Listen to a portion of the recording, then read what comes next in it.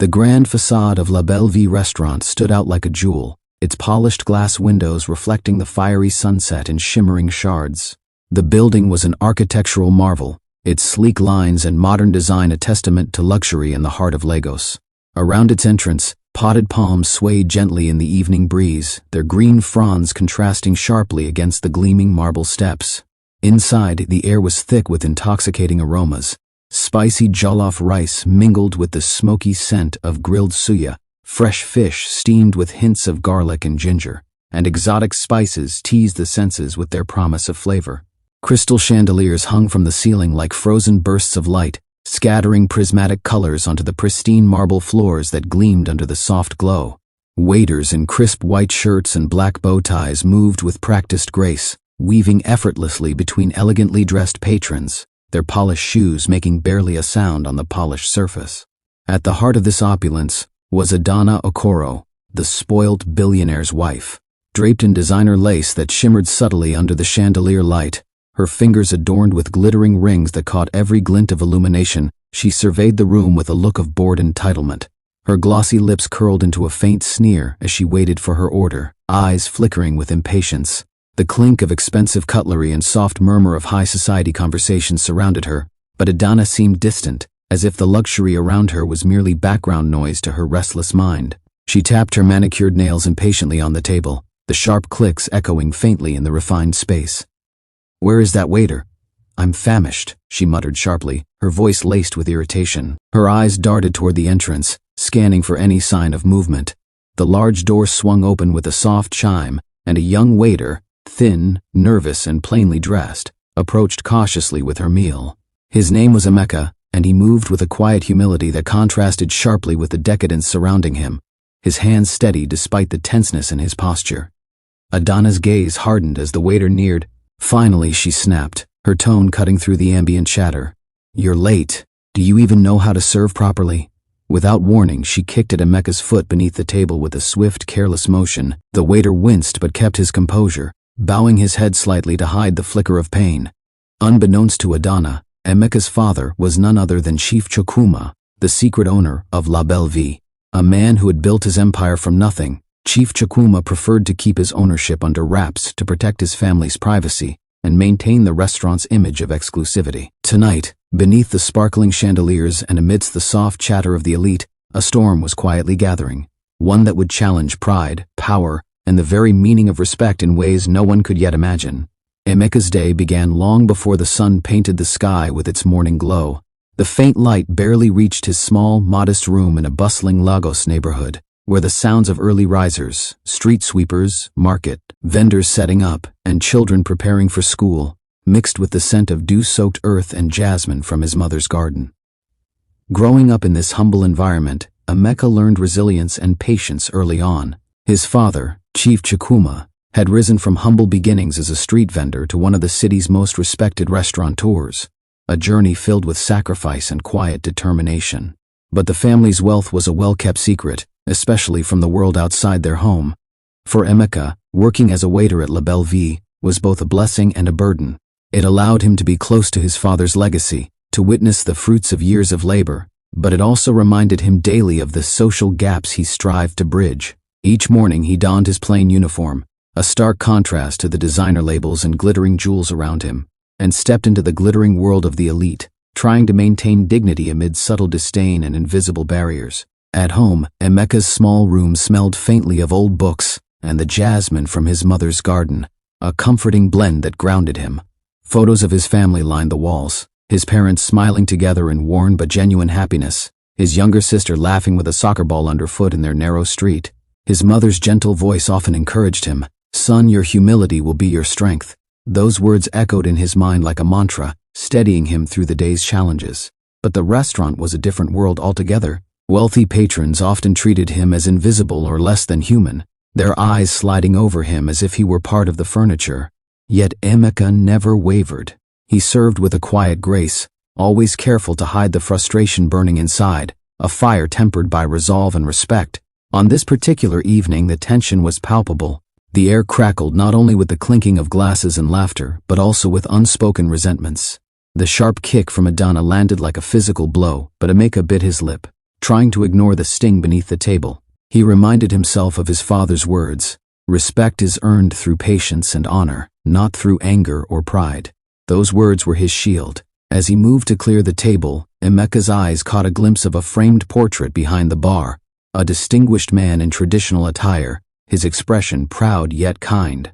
It was Chief Chukuma, but the photograph was barely noticeable amid the opulence and glitter. Emeka paused, drawing strength from his father's silent presence. Tonight, he vowed, something had to change. The next morning, Lagos awoke to its usual cacophony. Horns blaring, vendors shouting, and children laughing and chasing each other in the streets with boundless energy. Yet within La Belle Vie, an undercurrent of unease simmered beneath the polished exterior. The memory of Adana's scornful treatment of Emeka had not gone unnoticed among the staff, and even some patrons. Whispers lingered like shadows, subtle but persistent. Back at her opulent mansion in Victoria Island, Adana lounged on her plush velvet sofa, scrolling through her phone. Text messages from her husband Chidi flooded the screen. Business meetings, charity events, and reminders of their packed social calendar. The room smelled faintly of expensive perfume and polished wood, a stark contrast to the chaotic streets of Lagos. But Adana was restless. The thrill of luxury had waned, replaced by a gnawing boredom that made the gilded cage feel suffocating. Her thoughts drifted back to the restaurant. The way Emeka had flinched under her foot, a mixture of shock and hurt, lingered unsettlingly in her mind, like an unexpected ripple disrupting her perfect world. But pride festered inside her, a stubborn flame. How dare a waiter challenge her comfort? She told herself it was a one-off incident, a mere annoyance in her otherwise perfect life, something to be forgotten quickly. Meanwhile, Emeka's world was shifting as well. Word had spread among the staff about the incident, creating ripples of sympathy and tension. Some whispered about the arrogance of the rich, others admired Emeka's restraint and quiet dignity. His father, Chief Chukuma, watched quietly from his private office, the old letter he kept on his desk catching the morning light. A letter from his own father, reminding him of the values of respect and humility that had guided their family through generations. As the day wore on, Emeka felt the weight of expectation heavier than ever. He knew that beneath the glittering facade of wealth, true power lay in character and kindness. But changing hearts in a city driven by status and appearance was no easy task. The first cracks were appearing, not just in Adana's composure, but in the delicate balance that held their worlds apart, threatening to crumble the illusions both had clung to. That evening, La Belle Vie buzzed with excitement, the atmosphere electric with anticipation. A high-profile gala was scheduled, attended by Lagos's elite, politicians, celebrities, and business magnates, all dressed to impress under the glittering chandeliers. Adana, radiant in a flowing gold gown that shimmered with every movement, arrived with Chidi, her husband, and the billionaire businessman. Cameras flashed relentlessly, capturing their every move as they posed with practiced smiles, while waiters scurried to meet the demands of the glittering crowd. Emeka, assigned to serve the very important person section, moved with practiced efficiency, his footsteps light despite the pressure. But his mind was elsewhere, haunted by the kick and the humiliation it caused, the memory sharp and unwelcome. As he approached Adana's table, she looked up, eyes sharp and unyielding, her gaze like a blade. "Waiter," she snapped, voice dripping with disdain. "Make sure this table gets the best service, and don't forget who you're dealing with." Her words were like a slap, echoing painfully in Emeka's ears. Emeka's hands trembled slightly, but he forced himself to smile, the corners of his mouth lifting in a practiced mask of politeness. As he placed the wine glass before her, a small folded paper slipped from beneath the menu, a note written in elegant script, "Meet me after closing. We need to talk." Adana's eyes flicked to the note, puzzled and intrigued. She looked around but saw no one who could have left it. The mysterious message sparked a flicker of curiosity, mingling uneasily with her irritation, like a shadow creeping into a sunlit room. Later that night, as the last guest departed and the staff began cleaning, Emeka found himself alone near the bar. The note burned in his pocket, a symbol of a brewing storm. The soft hum of the city seeped through the windows, distant sirens and the murmur of late-night traffic blending with the quiet clatter of dishes. Unbeknownst to both, this small piece of paper would set in motion a chain of events that would challenge identities, reveal secrets, and force a reckoning between pride and humility. The glittering world of Lagos was about to collide with the quiet strength of resilience. The next morning, Emeka awoke before dawn, the note's cryptic message swirling in his mind like a restless tide. The room was cool and dim, with the faintest light creeping through the curtains. He lay still for a moment, heart pounding, knowing that confronting Adana directly was risky, yet the simmering tension could no longer be ignored. His father's teachings echoed in his thoughts. Courage was not the absence of fear, but the triumph over it. At the restaurant, the early morning bustle had yet to begin. Emeka sought out the manager, a stern but fair woman named Mrs. Ijeoma, whose sharp eyes missed little. "I need to speak with Mrs. Okoro," he said quietly, voice steady despite the knot of nerves tightening in his chest. "It's important." Mrs. Ijeoma raised an eyebrow but nodded, her expression unreadable. "Very well, I'll arrange it." Her tone carried the weight of authority, and Emeka felt a flicker of hope. When Adana arrived for lunch, Emeka was waiting, the note carefully folded in his hand like a fragile promise. "Madam," he said, voice steady despite his nerves, "I believe we need to talk about what happened the other night." Her eyes narrowed, surprise flashing briefly before hardening into skepticism. "What could you possibly want to discuss with me, waiter?" Emeka took a deep breath, steadying himself. "Respect. For me, for the people who work here, and for the dignity we all deserve." The kick, it hurt more than my foot. It was a reminder of something deeper. His words hung in the air, sincere and unflinching. Adana's lips twitched in surprise. No one had spoken to her like this before. She looked away, conflicted emotions flickering behind her eyes. A mixture of shame, confusion, and something unfamiliar, empathy. Just then, the restaurant's owner, Chief Chukuma, stepped forward from the shadows of the dining room. His presence was commanding, yet calm, his deep voice resonating with quiet authority. "Perhaps it's time we all remember what true respect means." The room fell silent, the weight of the moment pressing down on everyone present. Emeka's heart pounded fiercely. This was the first step toward change, but the road ahead was uncertain and fraught with challenges. Not everyone welcomed the new wind of change sweeping through La Belle Vie. Gossip spread quickly. Some patrons whispered behind closed doors about the uppity waiter and his audacity to confront the wealthy Mrs. Okoro. The elite social circles buzzed with speculation, and the staff found themselves caught in the crossfire. That afternoon, Emeka found himself the target of subtle hostility. A fellow waiter, jealous and bitter, avoided helping him when the dinner rush began, leaving Emeka to manage an overwhelming load alone. Kitchen staff grumbled about the sudden tension disrupting the usual harmony. Even Mrs. Ijeoma seemed conflicted, torn between loyalty to the owner's vision and the demands of the elite clientele who expected deference. Adana's world was unraveling in small but persistent ways. She found herself avoiding the restaurant, retreating into the comfort of her mansion's cool marble halls and ornate furnishings. Yet, guilt gnawed at her. Had she been unfair? Was there more to Emeka than the poor waiter she had so easily dismissed? One evening, alone in her dimly lit room, she stared at the sparkling hay bale-shaped sculpture in her foyer, a gift from Chidi symbolizing their wealth and status.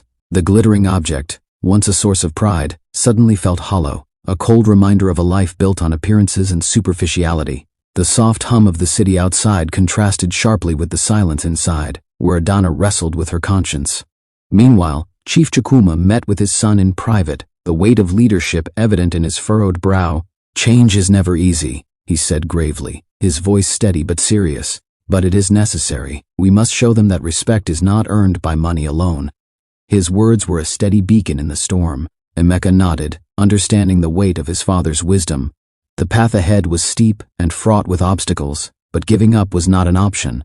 The quiet strength of resilience was their guiding light. As days passed, a fragile bridge began to form between Adana and Emeka. It started with brief, hesitant exchanges, a nod here, a polite thank you there. Slowly, curiosity replaced contempt, and the walls built by years of pride and prejudice began to crack. One afternoon, Adana found herself seated near Emeka during a company event at the restaurant. The noise of clinking glasses and laughter faded into the background as their conversation deepened, drawing them into a space where pretense fell away. "You're not like the other staff," she admitted quietly, her voice soft and vulnerable. "There's something about you, strength, maybe." Her eyes searched his face, seeking understanding. Emeka smiled faintly, a warmth in his gaze. "I've learned that life isn't about where you start, but how you choose to walk your path." His words carried the weight of experience and hope. Their dialogue opened windows into their worlds. Adana shared stories of loneliness hidden behind wealth's glittering curtain, the isolation that fame and fortune often brought. Emeka spoke of dreams shaped by hard work, family values, and the unyielding hope for a better future. Outside, the city's heat pressed against the windows, the distant sounds of traffic and street vendors a reminder of the world beyond. But inside, a new warmth grew between them, one born of understanding, respect, and shared humanity. Chief Chukuma watched from afar, a small smile touching his lips. The hay bale sculpture, now prominently displayed in the restaurant's lobby, seemed to resonate with this newfound hope, a symbol of humble beginnings and the promise of growth. Adana's transformation was neither sudden nor easy. Alone in her room, she grappled with memories of her upbringing, pampered but emotionally empty, surrounded by luxury yet starved for genuine connection. The incident with Emeka had cracked the hard shell she wore, revealing vulnerability beneath her carefully constructed facade. She began volunteering at a local charity, immersing herself in a world far removed from her own. The scent of dusty roads, the hum of children's laughter, and the sight of genuine smiles stirred something deep inside her, an awakening to the richness of life beyond wealth and status. At La Belle Vie, she sought out Emeka, this time with genuine respect and a sincere desire to understand. "I want to understand," she said quietly, the words heavy with humility. "Not just the restaurant, but you." Emeka, surprised yet moved by her sincerity, shared stories of his father's journey, the old letter from his grandfather, the struggles fought and dreams nurtured that fueled their family's perseverance. The hay bale sculpture became a symbol between them, reminding Adana that beneath every fortune lay roots of toil, sacrifice, and perseverance. Her pride softened, replaced by empathy. She began to see the world, and herself, through new eyes opened by reflection and the courage to change. Just as progress seemed within reach, disaster loomed unexpectedly. During a busy weekend, the restaurant's kitchen suddenly erupted into flames. Flames licked the walls with hungry tongues, smoke billowed thick and choking, and panic spread rapidly among staff and guests. The acrid smell of burning wood and oil filled the air, stinging eyes and throats.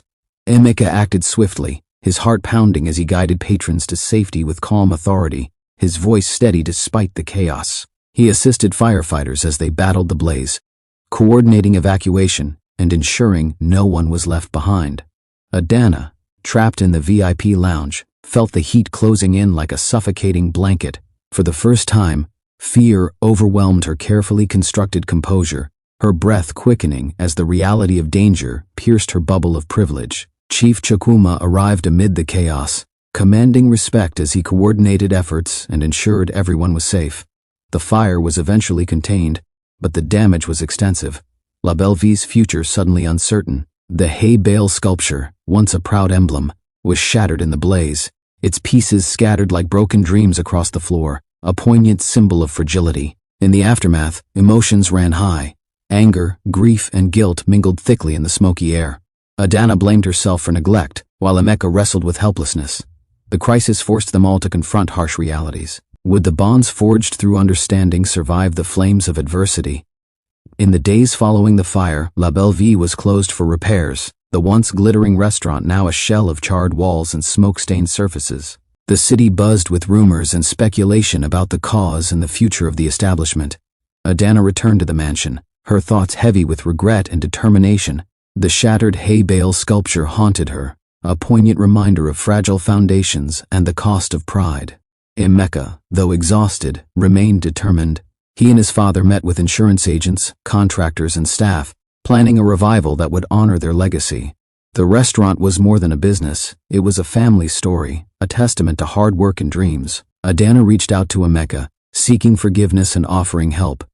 "I want to be part of the rebuilding," she said earnestly, her voice steady despite vulnerability. Emeka hesitated but saw sincerity in her eyes. Together they began raising funds, organizing events, and rallying support from the community, their efforts weaving new threads of unity. Chief Chukuma, proud yet cautious, reminded them, "True strength is shown not in wealth lost but in spirit regained." The crisis had tested them all, but it also revealed the power of resilience and unity, forging a path toward renewal. As reconstruction progressed, tensions simmered beneath the surface like a restless storm. Not everyone welcomed Adana's involvement. Some staff whispered doubts about her motives, while others questioned Emeka's trust in her, wary of old wounds reopening. Adana faced her fears head-on, facing those she had wronged, admitting mistakes and shedding layers of entitlement that had long defined her. The shattered hay bale sculpture was replaced by a new one, crafted by a local artisan, its smooth curves and warm colors symbolizing rebirth and hope. Emeka prepared for a critical meeting with the board of investors, many skeptical of the restaurant's future after the fire.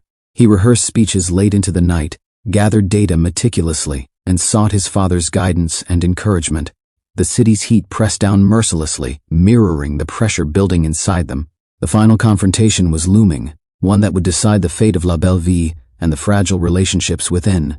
In quiet moments, Adana and Emeka found solace in shared determination. The past had shaped them, but the future was theirs to claim, forged through courage and renewed respect. The boardroom was tense, filled with sharp eyes, folded arms, and murmurs of doubt. Adana stood beside Emeka and Chief Chukuma as they presented their vision for La Belle Vie's revival, their voices steady and resolute. Midway through the presentation, a harsh voice interrupted with biting skepticism. Why should we trust a waiter to lead this effort, especially one who was treated like dirt by his own kind? Emeka met the challenge head-on, his gaze unwavering. Because respect is not about titles or wealth, it's about integrity, hard work, and courage.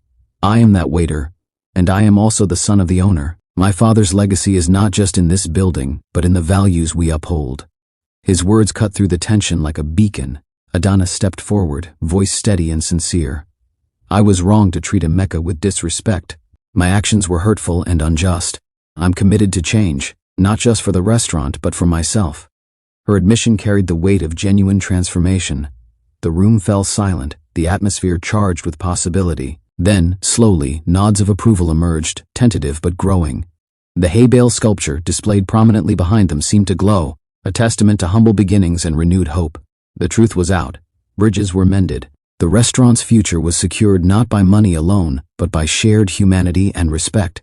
With renewed energy and unity, La Belle Vie reopened its doors, welcoming old patrons and new faces alike. The scent of fresh paint mingled with spices, laughter, and the soulful rhythms of live music filled the air, creating an atmosphere of celebration and hope. Adana and Emeka worked side by side, her learning humility and grace, him gaining confidence and leadership. Staff relationships improved, respect blossomed where disdain had once ruled, and a new culture of inclusivity took root. Chief Chukuma watched with pride from his office, the hay bale sculpture, now flawless and radiant, standing as the restaurant's emblem, a symbol of resilience, growth, and shared dreams. At a celebratory dinner, Adana raised a glass, her eyes shining with newfound warmth. To new beginnings, to respect, and to the strength we find in each other. Emeka smiled, grateful for the journey that had transformed them all, their story woven into the vibrant heartbeat of Lagos. Months later, La Belle Vie thrived as a beacon of excellence and warmth in Lagos's competitive culinary scene. Adana had shed her spoilt ways, embracing a life richer in meaning, connection, and purpose. Emeka had grown into a leader, respected not just for his heritage, but for his character and vision. Together, they nurtured the restaurant's soul, honoring the past, while building a future filled with promise. The hay bale sculpture, once broken and scattered, now stood proudly, a reminder that even from humble beginnings, greatness could rise through resilience and unity. In the quiet moments, as the sun set over the sprawling cityscape, Adana and Emeka reflected on how adversity had united them, teaching lessons no wealth could buy. Their story was not just about a kick or a secret owner. It was about transformation, resilience, and the enduring power of respect.